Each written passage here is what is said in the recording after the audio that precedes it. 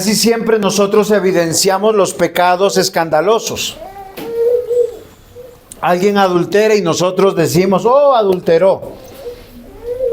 Alguien pescamos robando y nosotros nos escandalizamos.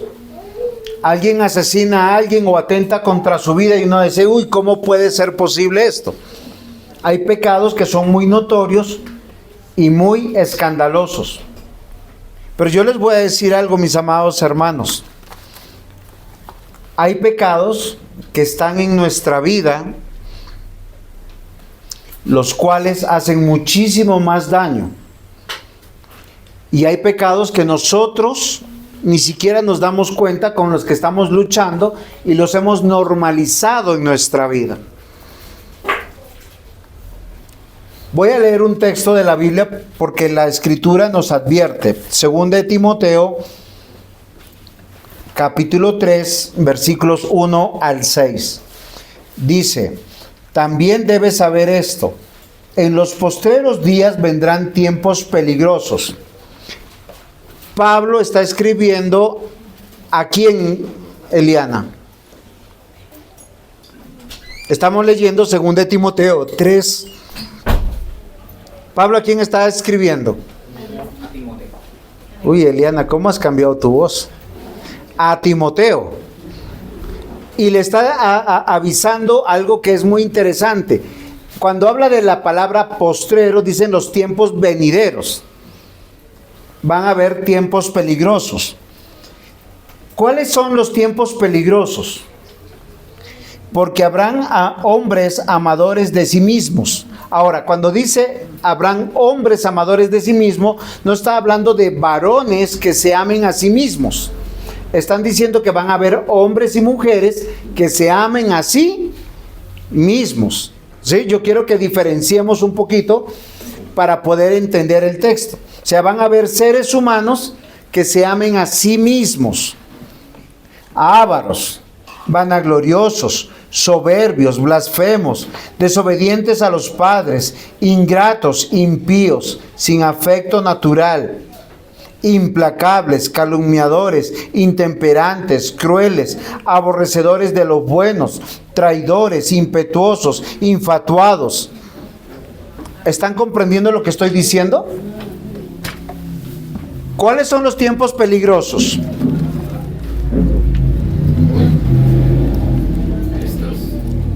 Yo le estoy haciendo pensar a ustedes. No, los tiempos, pero sí, yo sé, yo les voy a decir, los tiempos peligrosos vinieron desde que el hombre cayó en pecado. No hay pecado nuevo debajo del sol. Pero yo quiero que nosotros miremos lo peligroso de tener pecados encubiertos.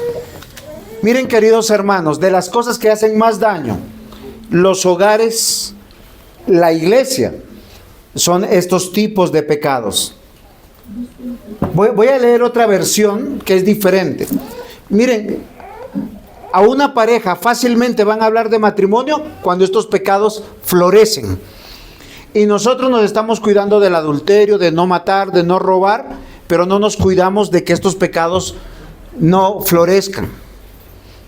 Y es algo muy peligroso, porque cuando estos pecados florecen, pasa algo en el hogar y en la iglesia. Todo pensamos que tiene que ver conmigo. ¿Sí?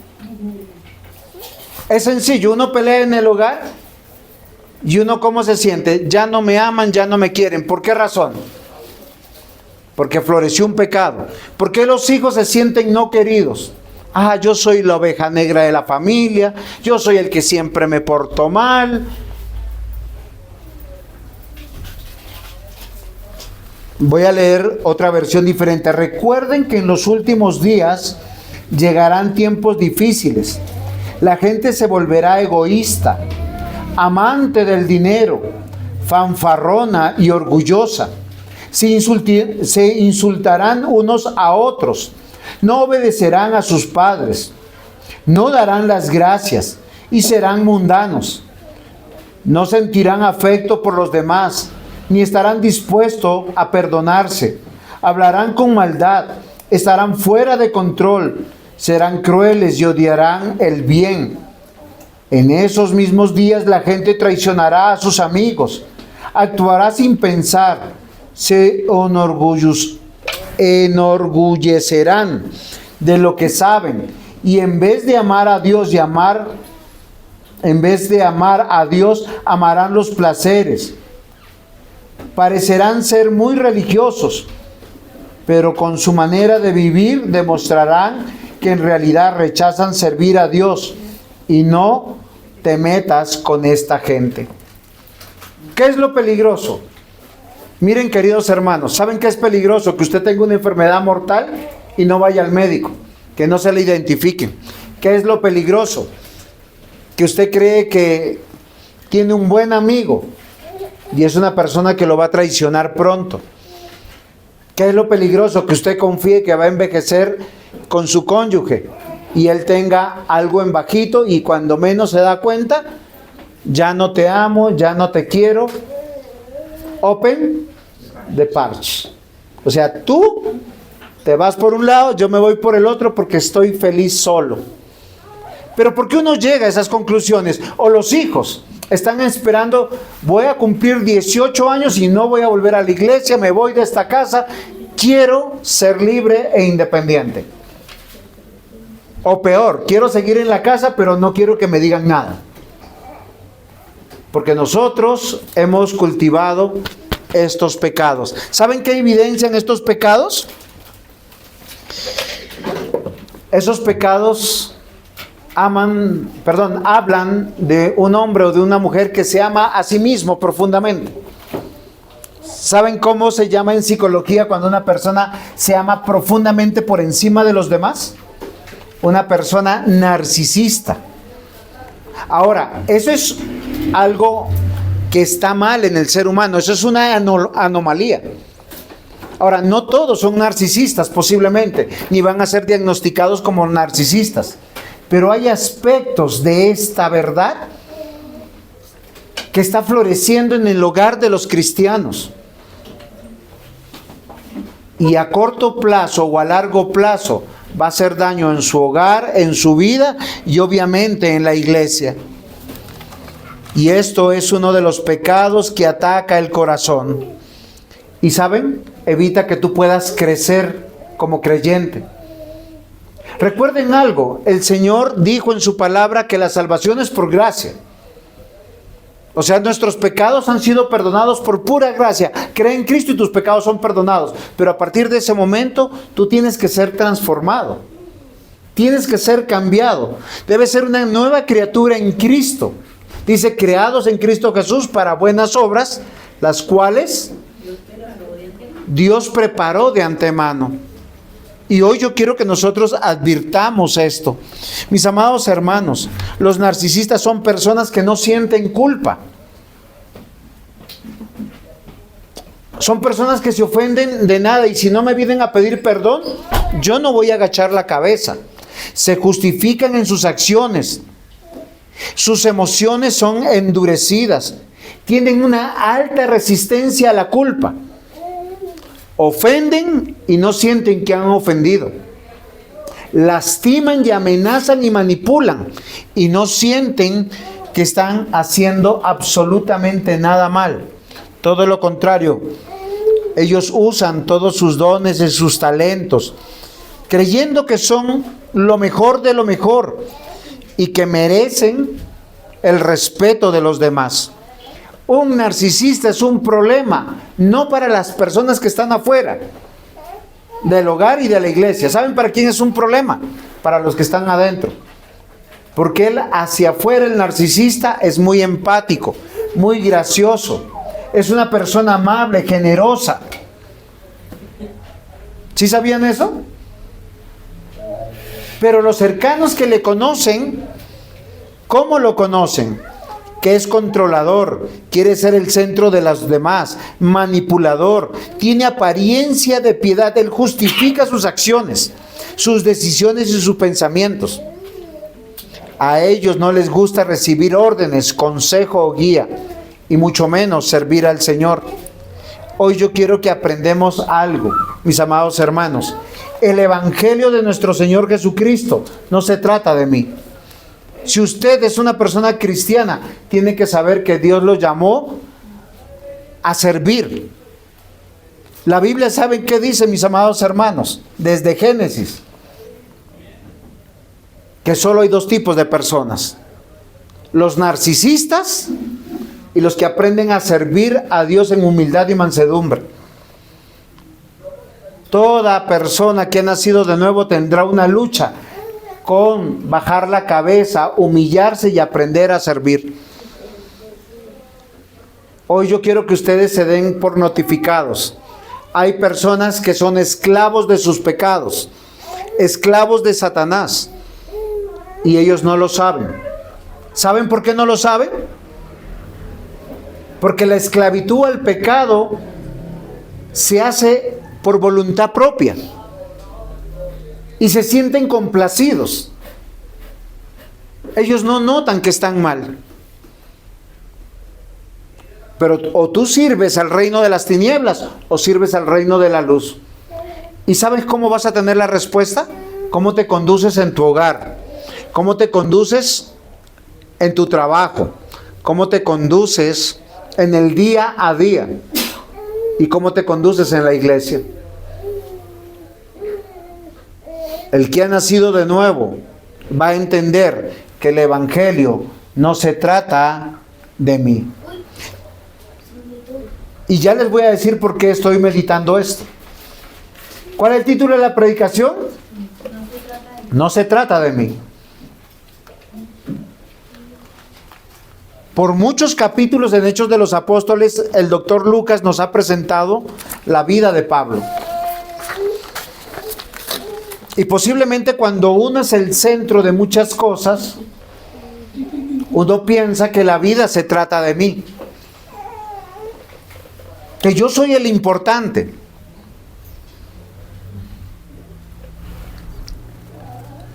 Una idea que tenía Caín, una idea que no tenía Abel. Dos hermanos, instruidos por padres que recibieron la gracia de Dios. ¿Por qué sabemos que Adán y Eva recibieron la gracia de Dios? Porque cuando ellos pecaron, ¿qué hicieron ellos cuando pecaron? ¿Se acuerdan? Se escondieron.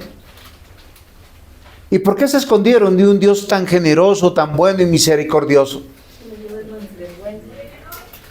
Porque tenían una idea equivocada de su Dios. Es como cuando uno es bravo en la casa y los hijos dicen: papá, yo no te conté porque yo sabía que tú me ibas a regañar y me ibas a pegar. ¿Sí o no, Juan David? A veces uno tiene esa idea equivocada. ¿Qué hace un papá cuando encuentra a sus hijos mal? Va, los busca, los restaura, los cuida. No es cantaletoso. Posiblemente sí los disciplina, pero lo quiere salvar de su condición caída. ¿O no es así? Es lo mismo que hace nuestro Dios. Adán y Eva se escondieron porque ellos pensaron: ahora Dios nos mata. Es ilógico esconderse de Dios. Es como cuando usted peca y dice: no vuelvo a la iglesia porque estoy en pecado. No quiero servir porque estoy en pecado. Oiga, la respuesta es sencilla: arrepiéntase, pídale perdón a Dios y siga con la vida cristiana. Pero uno que dice: no, pastor, es que no estoy apto.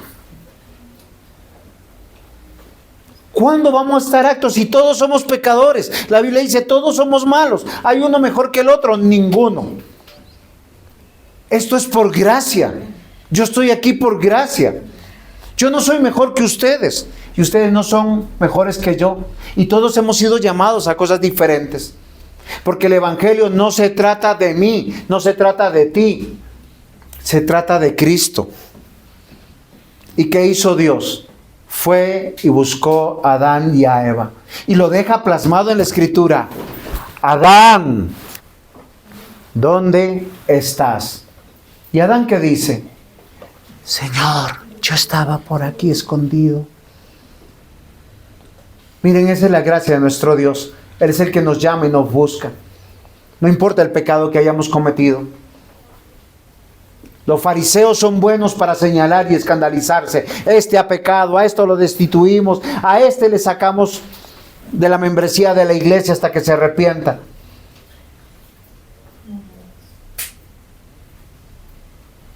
¿Saben qué me llama la atención? Que ellos criaron a Abel y a Caín bajo esa misma gracia. Y uno va a ser salvo y el otro condenado. Pero ¿saben por qué se condena Caín? Por narcisista. Porque él se amaba tanto. Miren, y el narcisismo es amarse uno tanto que piensa que los demás deben estar al servicio de uno, que uno al servicio de los demás. Cuando usted aprenda que servimos a Cristo sirviendo a los demás, usted dejará de darse esos tintes de arrogancia. Es que la iglesia... ¿Usted cree que es importante dentro de la iglesia? Ni usted ni yo somos importantes en la iglesia. El que es importante es Cristo.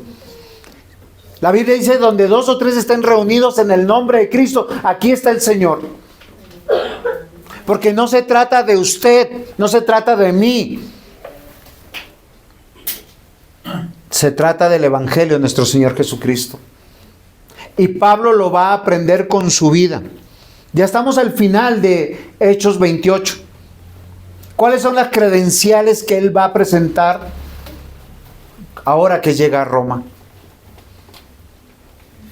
Haber sobrevivido al naufragio, sin dinero, bajo la ayuda de hermanos cristianos que le pagarán la posada, le pagarán la comida hasta el día de su muerte. Si usted está luchando en esta vida por ser alguien y piensa que su seguridad es su trabajo, su riqueza, sus dones, y que usted es importante, yo le voy a decir algo: no se trata de usted, no se trata de mí. Posiblemente en todo lo que tú estás pensando que es tu seguridad, de tu dignidad, Dios te lo va a arrancar, te lo va a quitar. Porque no se trata de ti, no se trata de mí. El punto 1, este soy yo. Miren, Pablo llegó a Roma pensando que tenía que dar explicaciones. Él pensó que era tan importante que ya habían llegado cartas o comitivas para perseguirle y matarle. Ahora, no sabemos, no habían llegado. Yo le pregunto, ¿ustedes saben quiénes son ustedes? Porque acá lo que nosotros estamos viendo, mis amados hermanos, en este texto, es que Pablo, después de 3 días de llegar a Roma, ¿él qué dice? Él convoca a los principales de los judíos y les dice: varones hermanos, yo no he hecho nada, ni en contra del pueblo, ni en contra de las costumbres. Yo fui entregado preso desde Jerusalén. Otros judíos como ustedes importantes me han entregado.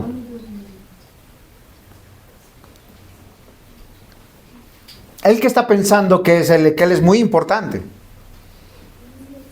Y no sé, yo tengo esa pequeña impresión.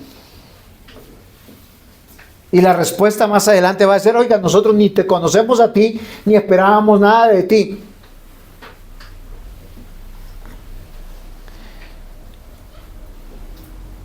Yo quiero que recuerden algo. ¿Cuáles son los pecados que florecen en el hogar y en la iglesia que destruyen? Cuando tú te amas tanto que empiezas a caer en pecados como la avaricia, la vanagloria, la soberbia, la blasfemia. Bueno, en la otra versión, que es mucho más fácil, la leo. La gente que tendrá amor por sí misma, por el dinero, fanfarrona, orgullosa. Voy a leer otra versión para que sea más fácil. Dice: la gente que se vuelve egoísta, amante del dinero, fanfarrona, orgullosa, se insultan unos a otros, no obedecen a sus padres, no dan las gracias, les gusta el mundo. Acá dice: son mundanos. Se van a sentir sin afecto por los demás. No están dispuestos a perdonar a nadie. Hablarán con maldad. Serán crueles, odiarán el bien. ¿Ustedes se han dado cuenta por qué tenemos problemas en el hogar? Porque no perdonamos los pecados de los demás, no toleramos los pecados de los demás. ¿Por qué nos molestamos con un hijo y no le hablamos 2, 3 días? Ah, tú llegaste tarde. Tú no me obedeciste. Tú hiciste lo malo.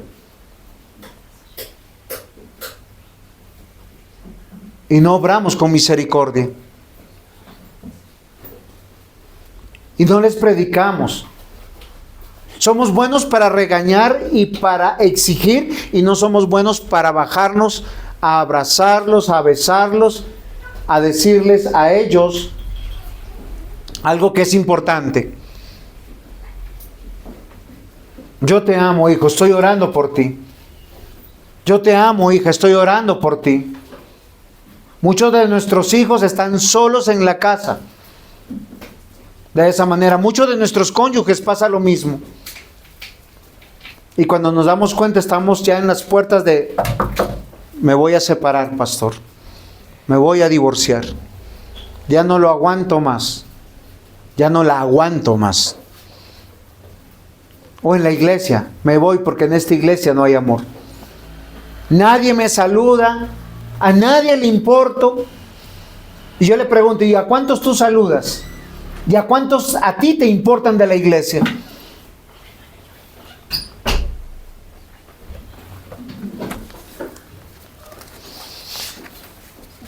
El narcisismo es un término utilizado por la psicología para describir cuando tú estás tan preocupado por todo lo que a ti te pasa.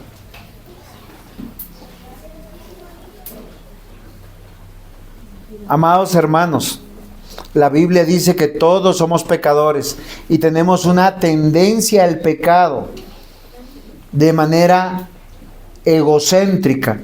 Al final, ¿saben qué es el narcisismo? Yo me idolatro, me amo tanto que estoy dispuesto a abandonar a mis hijos, a mi esposo o a mi esposa, la iglesia, y al resto no me importa. ¿Ustedes tienen síntomas de ser narcisistas? Yo les voy a dar una buena noticia. Todos nosotros los tenemos. ¿Por qué razón todos nosotros los tenemos? Porque el pecado tiene una raíz en nuestro corazón. Y tú la puedes cultivar y la puedes dejar crecer. Y te voy a decir cómo la dejas cultivar y dejar crecer. Cuando justificas tus acciones. Y quiero que sepas lo que dice la Escritura. Por tanto, como el pecado entró al mundo por un hombre, por el pecado la muerte. Así la muerte pasó a todos los hombres por cuantos todos pecaron. Y manifiestas son las obras de la carne: adulterio, fornicación, inmundicia, lascivia, idolatría, hechicería. Eso es muy evidente. Les voy a decir cómo se manifiesta el pecado. Las enemistades. ¿Saben qué dice la Biblia? Que nosotros nos podemos molestar, pero hay una orden que da Dios cuando yo me molesto con mi hermano en el hogar o en la iglesia. ¿Cuál es? No se ponga el sol sobre vuestro enojo. Uno se puede enojar. De hecho, el enojo es una evidencia de que pasó algo que ha violentado la ley de Dios, ya sea de ti para los demás o de los demás para contigo. Pero ¿saben qué te dice Dios? Resuélvelo. Y pastor, ¿cómo lo resuelvo? Perdonando. Si usted me ofende hoy y yo lo perdono, a los 2 minutos, ¿cómo lo veo? Con fraternidad, con amor, con cariño. Porque yo no soy mejor que él. Porque hay conflicto en el hogar de padres, de hermanos, de esposos, de familiares. Porque no perdonamos. Somos tan arrogantes y egoístas que sentimos que yo valgo más que los demás. Yo les pregunto, ¿su vida tiene que ver con ustedes? ¿Sabían que en la Biblia no hay ninguna instrucción sobre la defensa propia? Todo lo contrario, los pasajes que nos presenta la Biblia es una clara evidencia que nos llama a agachar la cabeza, a ser humildes, a ser mansos, a amar al prójimo. O sea, es que ser cristiano no es ser moralista. Usted puede que no haya matado, no haya robado, no haya adulterado, no haya codiciado, no haya hablado mal del prójimo. Pero le pregunto, ¿perdona la manera de Cristo como Cristo lo perdonó?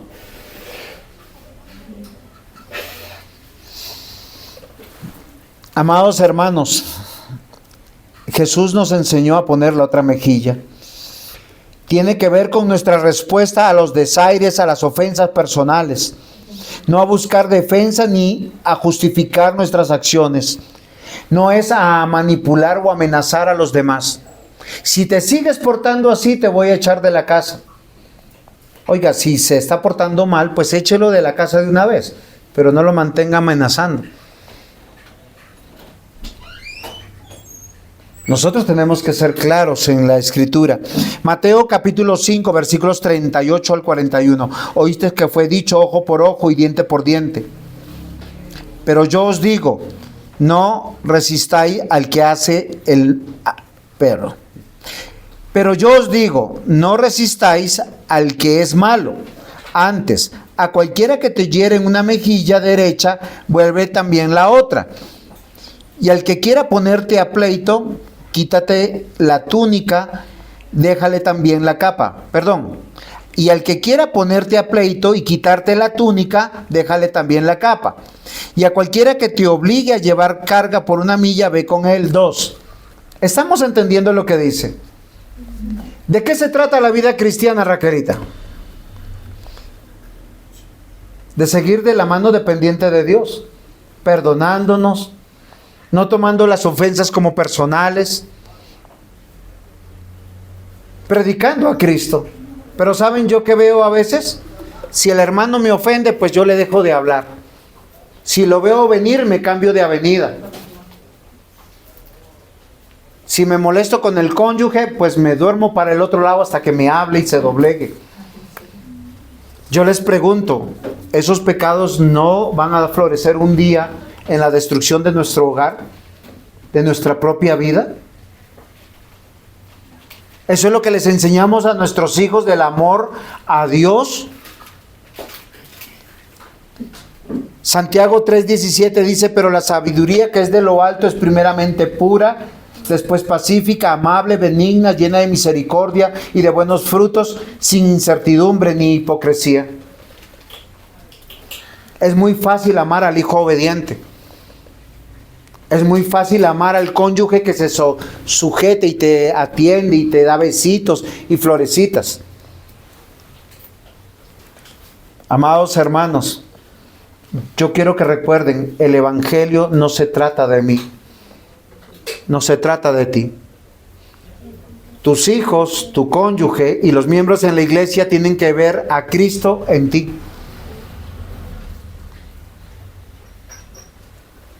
Ahora vuelvo a Hechos de los Apóstoles. Versículo 17 dice, aconteció que 3 días después Pablo convocó a los principales de los judíos, a los cuales luego que estuvieron reunidos les dijo, yo, varones hermanos, no habiendo hecho nada contra el pueblo ni contra las costumbres de nuestros padres, he sido entregado preso desde Jerusalén en manos de los romanos, los cuales habiéndome examinado me querían soltar por no haber en mí ninguna causa de muerte. Pero oponiéndose los judíos me obligaron a apelar a César, no porque tenga que acusar a mi nación, así que por esta causa os he llamado para veros y hablaros, porque la esperanza de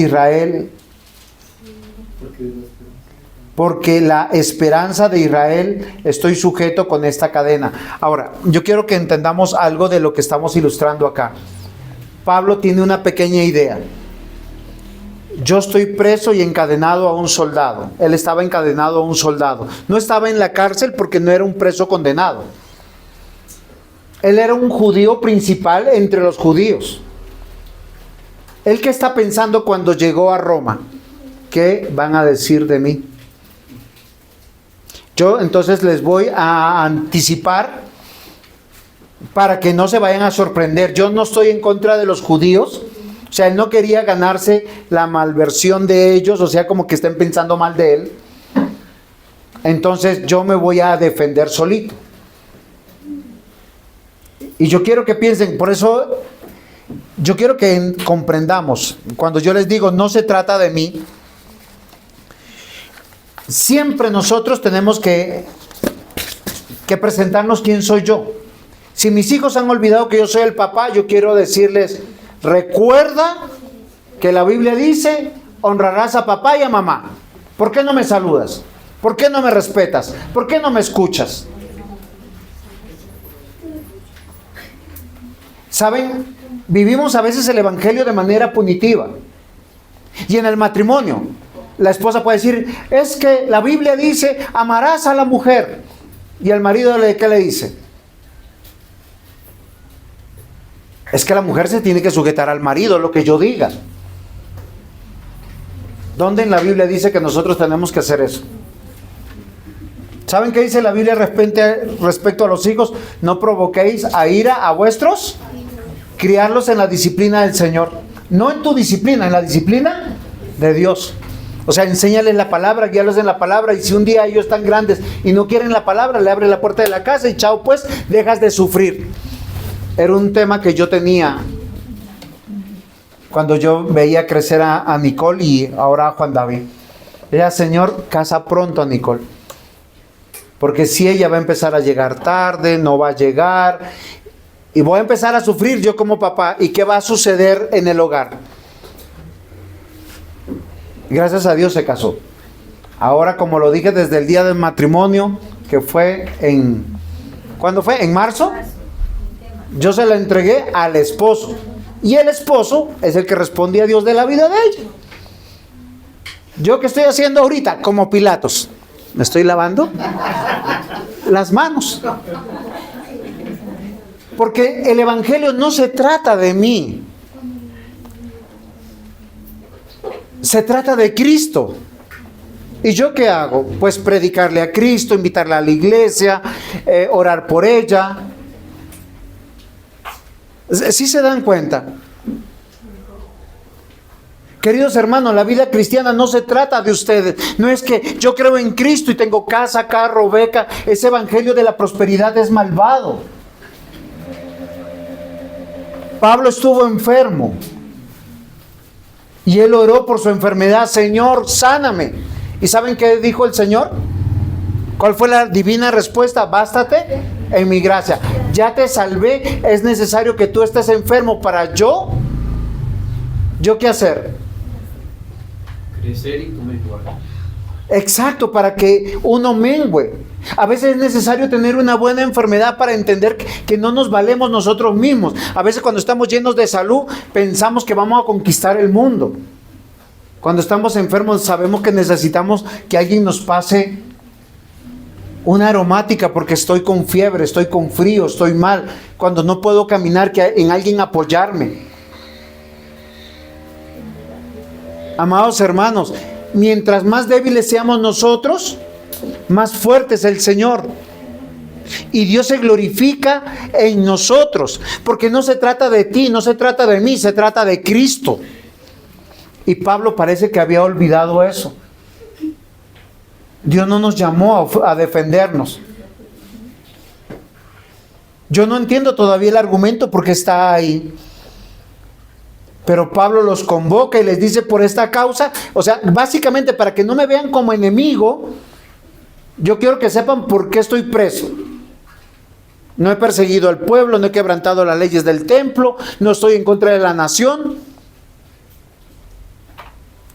¿Saben qué es lo chistoso? Que más adelante los mismos judíos le dicen, nosotros ni hemos recibido de Judea cartas acerca de ti, ni ha venido alguno de los hermanos que haya denunciado o hablado algún mal de ti.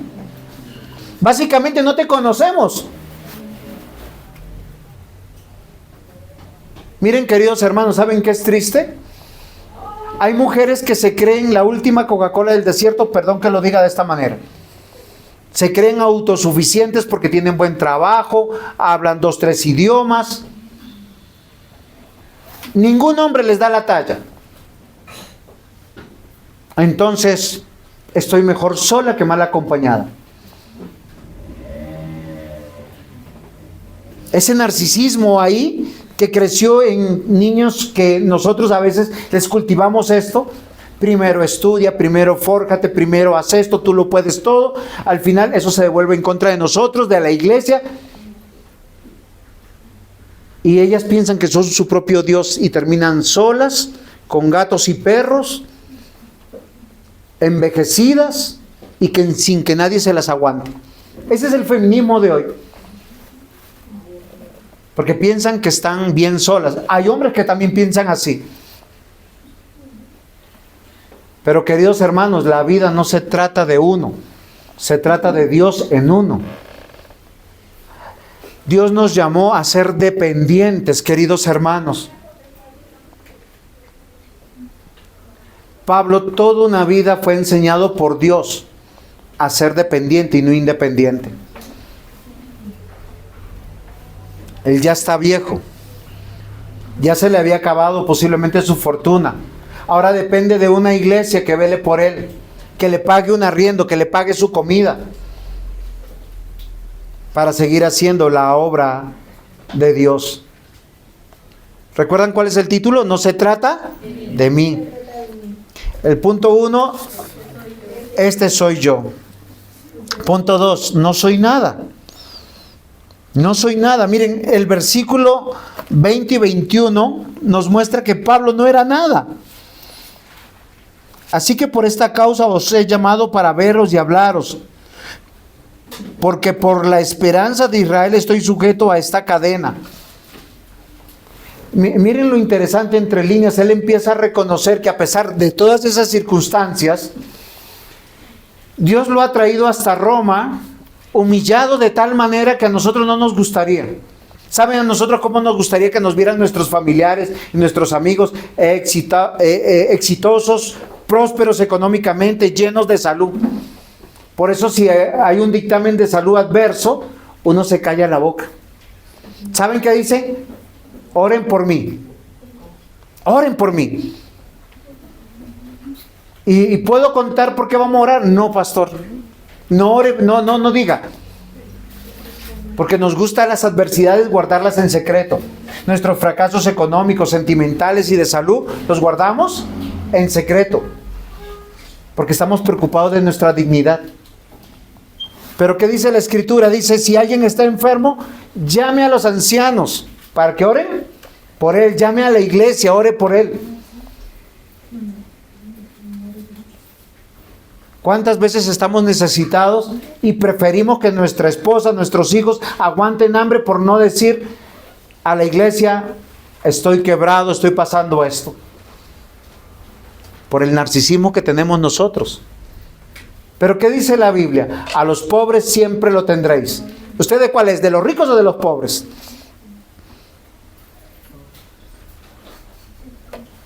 No, es en serio. Pero miren, yo de lo que he visto más, los más arrogantes, los más narcisistas son los pobres. No aceptan un mercado regalado, no se ponen ropa usada. La gente rica sí. La gente rica entre ellos se regalan su ropa, porque ellos compran unos tenis que se aburren de tenerlos y no se les desgasta porque son buenos tenis. Entonces, no, yo se lo doy al primo, al amigo. Queridos hermanos, yo quiero recordarles que Pablo era nada y que usted y yo no somos nada.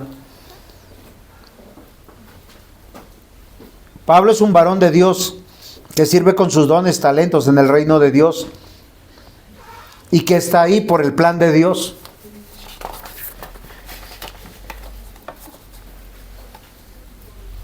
Nosotros a veces pensamos que somos muy importantes. Tan importantes, miren lo interesante que es. Que si yo me muero, ¿qué pasará con mi esposa? ¿Qué pasará con mis hijos?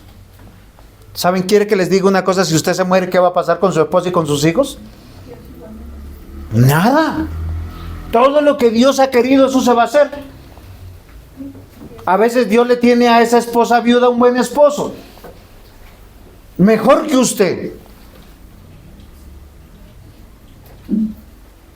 ¿Qué le pasará a esos hijos que quedaron huérfanos? A veces tendrán un mejor padre, una mejor esposa que usted. Si eso es duro, pero es la verdad. ¿Qué pasa si hoy yo me muero? Pues Dios pondrá otro pastor posiblemente muchísimo mejor que yo. ¿Y qué pasará con la iglesia? Nada. Porque no se trata de mí. Yo lo he visto a lo largo de la iglesia. Acá está nuestro anciano que comenzó la fundación de esta iglesia con usted. ¿Cuántos hermanos que diezmaban y apoyaban la iglesia bien se fueron de la iglesia? Haciendo presión, obviamente. ¿Saben cuál es la primera presión? Le bajan al diezmo. La segunda presión, me voy de la iglesia. Y nosotros sin esa presión hemos sobrevivido o no. Porque el que sostiene Dios es la iglesia. No, el que sostiene la iglesia es Dios. Perdón, discúlpenme, estoy sincronizando mal mi mente. Queridos hermanos, Pablo había llegado a Roma porque Dios tenía un plan. Las credenciales es de él. Sobrevivió a un naufragio. Acusado a pesar de ser inocente. Encadenado a pesar de ser inocente. La única credencial que él tenía es: yo soy cristiano y pertenezco a una secta que todo el mundo habla mal de él. ¿Y saben qué dice Pablo? Esa es mi esperanza. ¿Saben? Nuestra esperanza no es nuestra vida, ni nuestro pasado, ni nuestro testimonio de cuán fiel hemos sido. Nuestra esperanza es el Evangelio de Jesucristo. La Biblia dice: mire el que esté firme, mire que no caiga. Y a veces uno sabe que está convencido: eso nunca me pasará a mí. ¿Cuántos de ustedes piensan que hay un pecado que ustedes nunca lo cometerían? Yo he escuchado: yo nunca sería adúltero. ¿Ustedes saben lo que es el adulterio? Porque a veces nosotros pensamos que el adulterio es acostarse con otra persona. Adulterio es cualquier acción o pensamiento que contamine el diseño de Dios. Voy a hacer un ejemplo. Un vaso de leche es leche hasta que usted le pone una gotica de café. Después, ¿ya qué es? Café con leche. El agua es agua hasta que usted le pone una gotica de algo para cambiar su color, su sabor, su esencia. ¿Cuándo cambia el matrimonio? Cuando tú dejas de ser uno con esa persona. Cuando en tu mente está: o me separo, o tú en tu cama y yo en la mía. ¿Sí? O cuando amo a mis hijos más que a ti, o a mis hijas más que a ti. Cuando ya no anhelo estar contigo. Cuando mi felicidad es estar en otro lado. Pero ¿dónde nace todo eso? En el narcisismo. ¿Cuánto yo me quiero? Cuando en el altar de mi corazón no está Cristo, no está el Evangelio, no está Dios, y está el yo.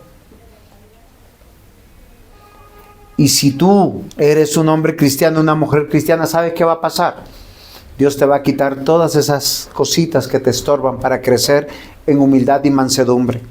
¿Saben por qué nosotros somos valientes para tomar esas decisiones tan osadas? Porque tenemos salud, porque tenemos plata. Porque si estuviéramos necesitados, mendigos, enfermos, uno estaría suplicando: Señor, que no me deje, que no me deje.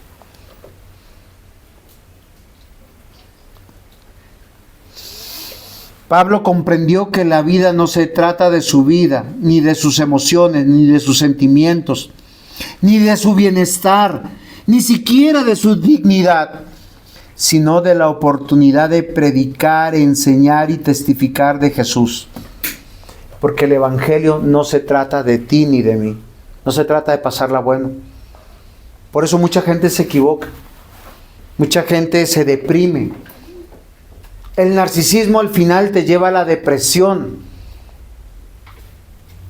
a la desesperación, a la turbación de corazón, porque quieres buscar una alegría en otra cosa que no es Dios, ni el diseño de Dios.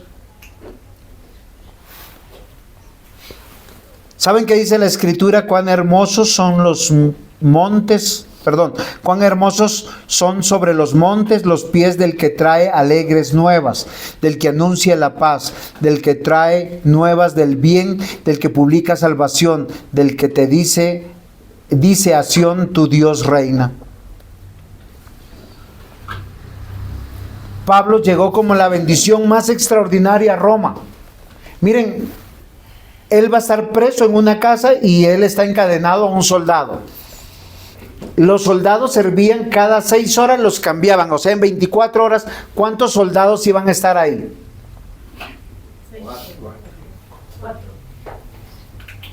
4 soldados diferentes. Y acá dice que Pablo, miren, lean conmigo Hechos 28, versículos 23 al 24.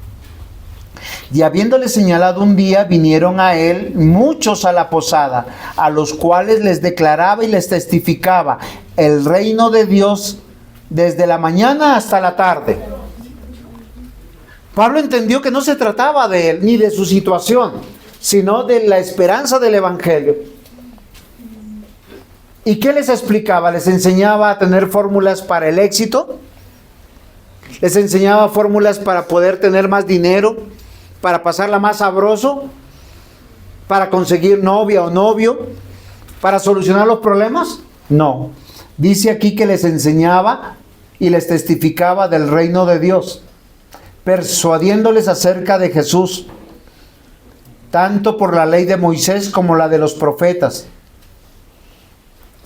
Voy a leerlo en otra versión.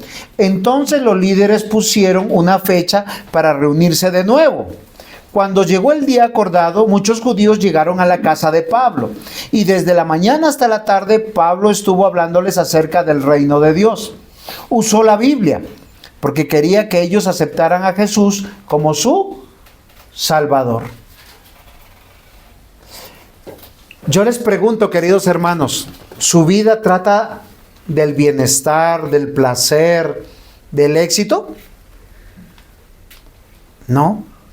Se trata de Cristo. ¿Cuánto tiempo tú gastas en tu vida diaria para tener comunión con Dios? ¿Saben cómo es la comunión con Dios? ¿Cuáles son los principios de la comunicación?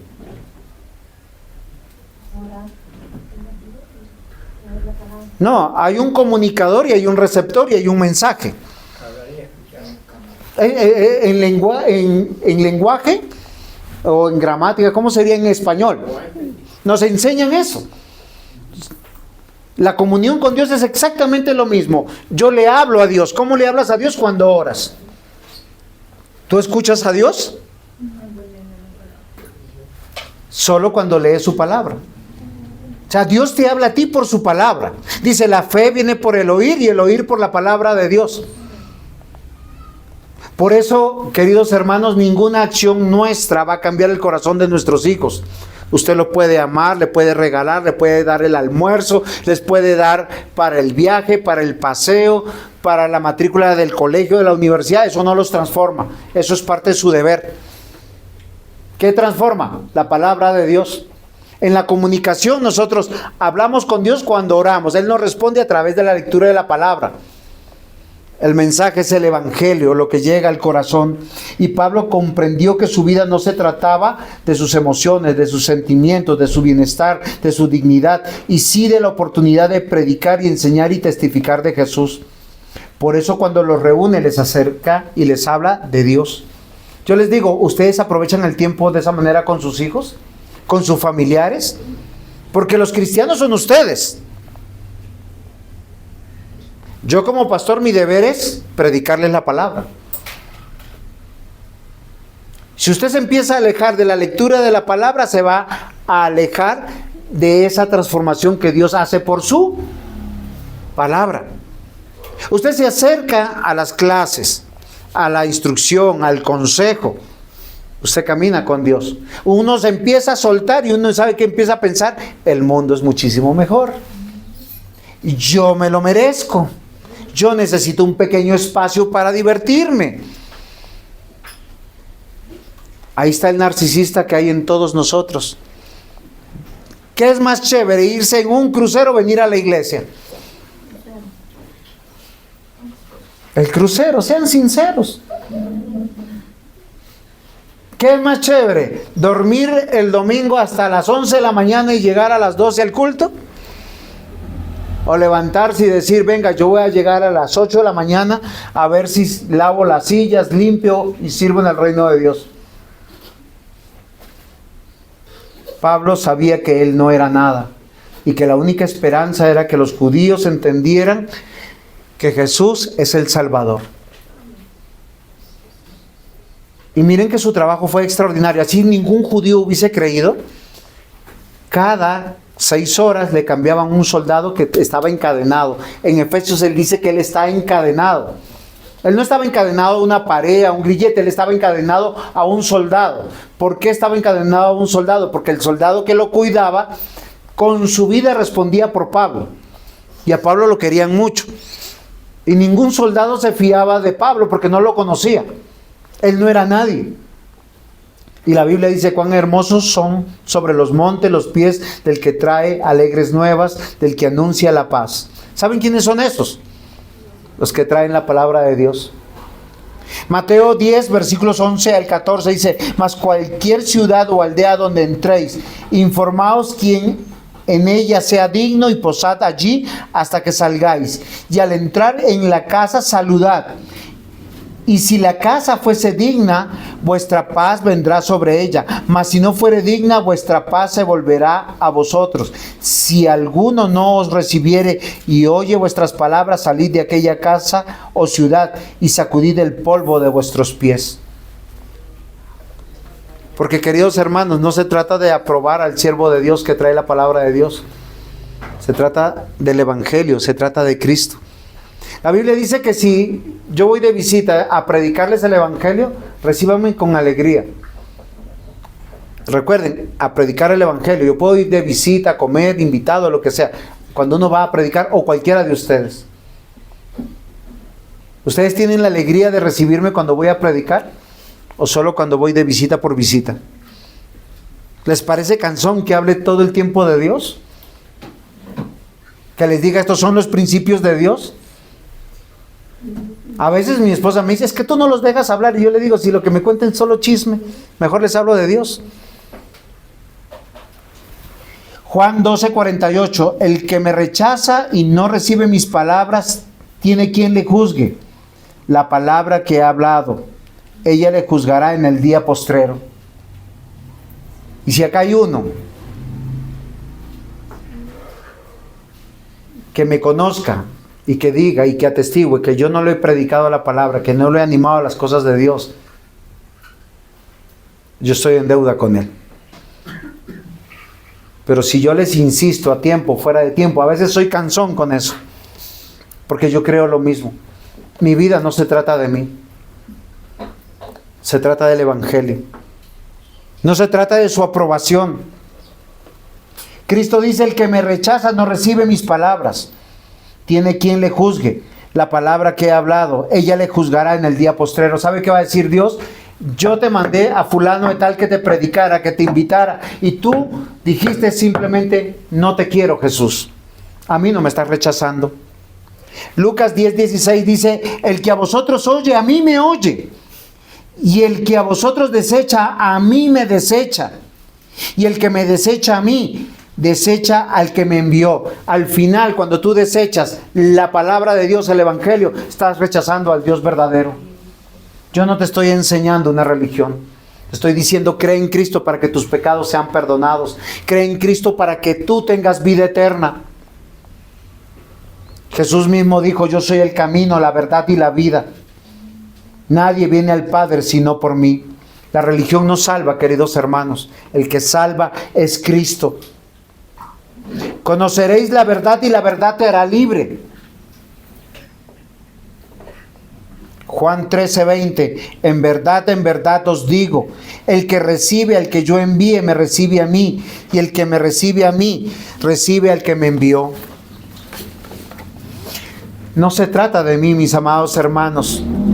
Punto 3, para que no me digan que no he dicho el punto. Se trata de Jesús. Versículos 22 al 24. De Hechos 28. Los judíos le dicen, pero queríamos oír de ti lo que piensas. ¿Sobre qué? Sobre la secta de los cristianos. Porque de esta secta nos es notorio que en todas partes se habla contra ella. ¿Quiénes hablaban contra ella? Los judíos. Por eso cuando Pablo los convoca, le dicen, no me van a hacer nada, yo no tengo nada en contra de ustedes, en contra del pueblo de Dios no he hecho nada. Y él estaba que defendiéndose, justificándose. Y no tenía que hacer eso, porque no se trataba de él. Él había sido enviado para predicar. El Señor Jesús le dijo, es necesario que yo te envíe aún a Roma. Y las personas que escuchan su mensaje, miren, el mensaje del Evangelio solo tiene dos posibles resultados en el corazón. O tú crees y dices, me arrepiento y creo en Cristo, porque ese es el camino, la verdad y la vida. La religión no te salva, ni musulmana, ni cristiana, ni católica, ni evangélica. Ninguna religión salva. El que salva es Cristo, cree en Cristo. Ahora, cuando tú crees en Cristo, te da una manera de vivir, de servir. Pablo está haciendo eso ahora. Él entendió. No se trataba de él. Él es nada y murió siendo nada. Yo les pregunto, ¿quién fue Pablo? Nadie. La vida de Pablo fue importante porque él predicó a Cristo, porque Cristo hizo cosas maravillosas con él y trajo a otros al arrepentimiento. Ellos señalaron un día, vinieron muchos a él y les declaraba y les testificaba del reino de Dios desde la mañana hasta la tarde. Es Jesús el mensaje de esperanza, mis amados hermanos. Desde Génesis 3:15, Dios mismo dijo que Él era el Cordero de Dios. Recuerden que en Génesis capítulo 3 pasa algo horrible. El hombre cayó en pecado y se aparta de Dios, pero también pasa algo maravilloso. Dios le dice, yo te puedo reconciliar conmigo. Y lo llama con poder, con eficacia. Lo viste de pieles de cordero posiblemente. ¿Para qué? Para decirle que ellos no se podían justificar. Es que la salvación, este eslogan no es mío, es de un pastor que admiro mucho, es el pastor Michel Sugelén. Dice, la salvación es Cristo más nada. ¿Por qué eres salvo? Por creer en Cristo, más nada. Y si has creído en Cristo, Él te cambia de adentro hacia afuera. Y tú tienes una necesidad de Él. Tu esperanza es que alguien te quite el pecado que te mancha, que te ensucia, que te da mal olor. Por eso Jesús es el Mesías, nuestro Salvador y Dios. Juan capítulo 1, versículo 29 al 34. Miren lo que dice la Biblia. El siguiente día vio Juan a Jesús que venía a él. ¿Quién es Juan el Bautista? El primo de Jesús. Cuando ve a Jesús, él no dice, ¡hola, primo!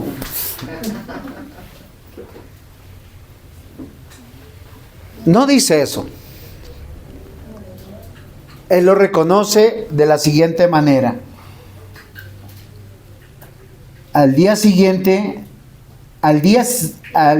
día vio Juan a Jesús que venía a él y dijo, he aquí el Cordero de Dios que quita el pecado del mundo. Este es aquel de quien yo dije, después de mí viene un varón, el cual es antes de mí, porque era primero que yo. ¿Juan estaba diciendo la verdad? Yo les voy a decir que sí y que no. ¿Quién nació primero? ¿Juan el Bautista o Jesús? ¿Quién era primero? ¿Juan el Bautista o Jesús? No, yo sé. Por nacimiento, por humanidad, nosotros privilegiamos y tendríamos que decir que Juan era primero que Jesús. Pero miren, queridos hermanos, cuando ya estamos en la fe, nosotros no nos conocemos por la relación familiar que tenemos. El diácono Toniel es mi cuñado. ¿Cuántas veces ustedes me han escuchado decirle cuñado? Él es diácono. Y cuando estamos en la casa y el diácono no está, con mi esposa nos referimos a él como el diácono. No es como Otto, no es como mi cuñado, no es como Tico, es como el diácono. ¿Por qué razón? Porque nuestra relación ha cambiado a través de la fe. Y Juan el Bautista por eso dice: Jesús es primero que yo, porque Jesús es el Cordero de Dios que quita el pecado del mundo. Y Jesús es Dios. Y es Señor. Y ese es su Salvador, a pesar que era su primo.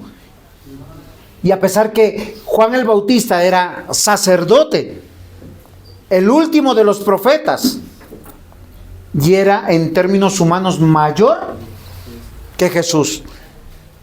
Pero en términos de la salvación es mayor que él. Dice: yo no le conocía, mas para que fuese manifestado a Israel, por esto vine y yo bautizo con agua. También dio Juan testimonio diciendo: vi al Espíritu que descendía del cielo como paloma y permaneció sobre él. Y yo no le conocía, pero el que me envió a bautizar con agua, aquel me dijo: sobre quien veas descender el Espíritu y que permanece sobre él, ese es el que bautiza con el Espíritu Santo. Y yo le vi y he dado testimonio de que este es el Hijo de Dios. Ya no es su primo, es el Hijo de Dios. ¿Y saben cuál fue la voz del cielo lo que dijo? Este es mi Hijo amado, en el cual yo tengo complacencia. Amados hermanos, nuestra vida no se trata de nosotros. No nos engañemos. Dejemos de buscar el bienestar, el placer, la comodidad. Empecemos a buscar de Dios. Solo así tendremos hogares exitosos, matrimonios exitosos, vidas profesionales exitosas, una vejez exitosa.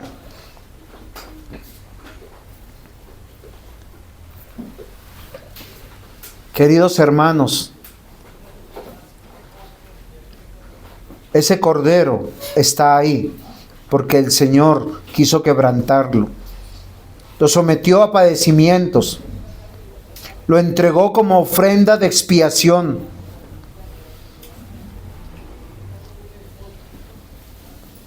Y Jesús no solamente es el Cordero de Dios. Queridos hermanos, Él es nuestra resurrección y vida eterna.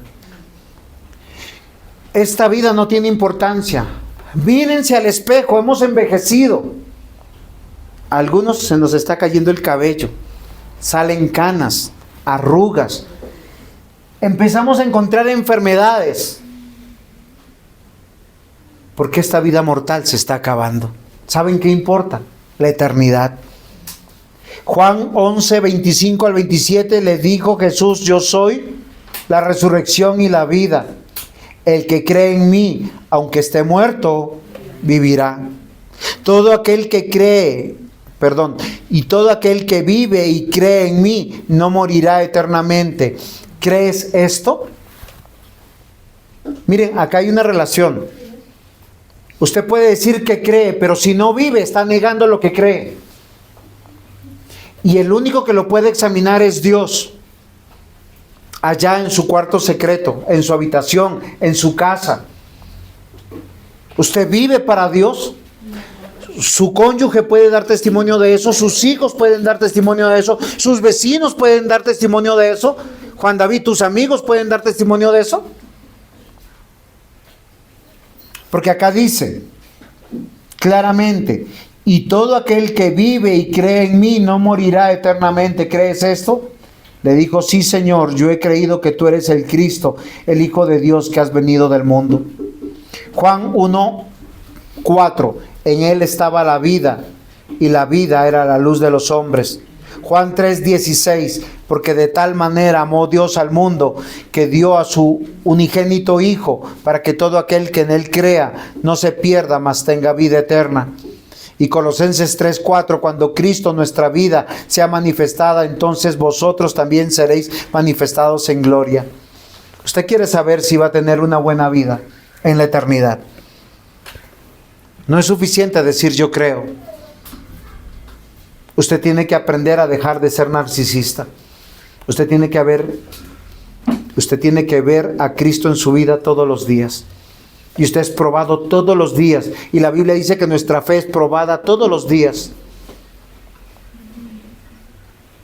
Y no te preocupes quien te humille, si te humillan tus hijos, si te humilla tu cónyuge, si te humilla tu pastor. Porque tú estás viviendo para Cristo.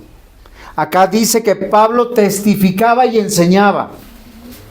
Son dos cosas que a veces nosotros nos resistimos a hacer. La razón de la vida de Pablo es ser testigo del reino de Dios. ¿Saben qué hace un testigo? Dice, yo lo vi. No me parece. No dice, yo creo. Dice, yo lo vi. Y para ver a Cristo no lo puedes ver con estos ojos. Tienes que verlos con el ojo del corazón, del alma. Solo si has nacido de nuevo. La razón de la vida de cualquier creyente es entender que no se trata de él, sino se trata de su Señor. Hechos 1:8 dice, pero recibiréis poder cuando haya venido sobre vosotros el Espíritu Santo y me seréis testigos en Jerusalén, en toda Judea, en Samaria, hasta lo último de la tierra. Un cristiano va a socorrer al caído. Tú puedes encontrar pecando a tu hermano, a tu hermana, a tu cónyuge. Y no vas a ir a escarnecerlo, a denunciarlo, a humillarlo. ¿Saben quién hace eso? Los fariseos, los narcisistas. Él va a decir, este es tu pecado, arrepiéntete. ¿Se acuerdan que los amigos de Job no eran tan amigos de Job? ¿Qué usaron? Argumentos teológicos para decir que él había pecado. Y Job que decía, yo no he pecado. Después Dios que restauró a Job, ¿qué le dijo? Ora por tus amigos porque estoy que los disciplino. Y Job oró, miren, su misericordia oró. Entonces imagina uno estar enfermo, de luto por la muerte de los hijos, dolido porque había perdido todas sus riquezas. Y los amigos le dicen, arrepiéntete de tu pecado. Gracias, ya me enteré. 3 minutos y termino. Queridos hermanos, todo cristiano está llamado a ser testigo, pero uno es testigo solamente de lo que ve y de lo que experimenta. Y la vida en el hogar, con los hijos y con el cónyuge, y en la iglesia, te santifican, porque te aprenden a ser siervo, esclavo de Cristo. O se va a manifestar que eres siervo y esclavo de tu yo, o sea, de Satanás, para comportarte como el hijo del diablo. Ay, pastor, ¿y cómo es el hijo del diablo? ¿Se acuerdan? También debes saber esto, en los postreros días van a venir tiempos peligrosos. Hombres que se aman a sí mismos, ávaros, vanagloriosos, soberbios, blasfemos, desobedientes a los padres, ingratos, impíos. ¿Por qué hay problemas en los hogares? Por el narcisismo que hay en el corazón. ¿Por qué hay problemas en la iglesia? Por el narcisismo que hay en el corazón. Y yo les voy a repetir lo que siempre les he repetido.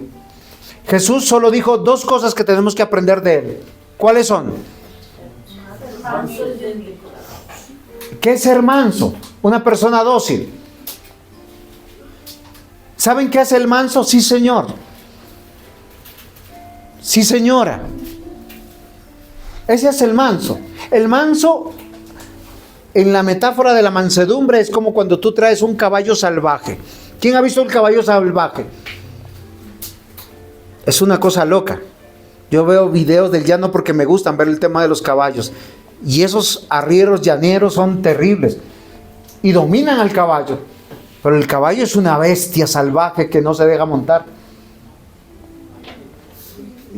En uno de esos videos vi cómo el caballo saltó de tal manera para botar al jinete, y el jinete se cogió. Y en la segunda, el caballo, ¿qué hizo? Ya no saltó, sino se tiró de un lado para quererlo aplastar a su jinete. Y el arriero, no sé cómo le hizo, pero no se dejó aplastar y no se dejó ganar. La Biblia, cuando dice manso, es una persona que aprende a ser dependiente, sujeto. Y no es en el aire, es en el hogar. Los padres tenemos que amar a nuestros hijos para que ellos vean nuestra misericordia de la mano de la justicia de Dios. Nuestro amor de la misericordia y de la justicia de la mano de Dios. Nuestro cónyuge de la misma manera. ¿Hasta cuándo vamos a perseverar en ese narcisismo? Es que no me aguanto más. Y yo lo he escuchado con honestidad. Y posiblemente con justicia. Porque la otra persona es terrible. Controladora, manipuladora, abusiva. Pero yo quiero traerles esperanza. Solo Cristo nos puede cambiar. Miren, yo quiero recordar algo que yo hace poco escuché en Curumaní cuando fui a la tierra de raíces. Vi a un hombre que era terriblemente manipulador y Dios lo acosó en una cama hace 11 años. Y esa señora que tanto decía que así iba a separar, lo estaba cuidando. No esperemos la disciplina de Dios. Dios nos disciplina para siempre volver a Él y buscar de Él, porque nuestra vida no se trata de mí ni de ti, sino del Evangelio de nuestro Señor Jesucristo, para que tú y yo seamos testigos de Dios. Un testigo que ve y experimenta y cuenta lo que está pasando allá adentro. Dios me cambió, me transformó. Filipenses 1:26, solamente que os comportéis como es digno del Evangelio de Cristo, para que os sea que vaya a veros o que esté ausente, oiga de vosotros que estáis firmes en un mismo espíritu, combatiendo unánimes por la fe del Evangelio. Y termino con esto. Tal vez hoy, como en ese entonces, muchos conocen de Dios, pero no conocen a Cristo. La salvación es por gracia. El deber de todo aquel que conoce la misericordia de Dios es testificar en su vida la redención. La experiencia del Cordero de Dios que lavó sus pecados, que lo perdonó.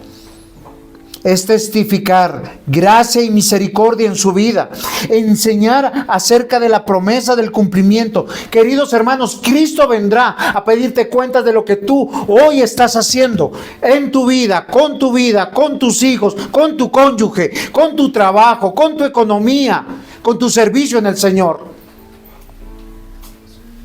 Y por esta misma palabra Él te juzgará. Y por esta misma palabra que hoy te llama al arrepentimiento, para que le pidas y le clames a Dios, tal como yo le pido: Señor, enséñame a ser manso, enséñame a ser humilde, a no pensar que soy más que los demás, porque solo así podremos extender el reino de Dios. Porque mi vida y su vida no se trata de mí, se trata de Cristo, de su reino. Hoy tenemos que aprender a vivir por aquel que murió por nosotros, que lo dejó todo por nosotros, para que hoy nosotros nos demos todo por Él. Amén. Amén. Pongámonos en pie, vamos a dar gracias al Señor.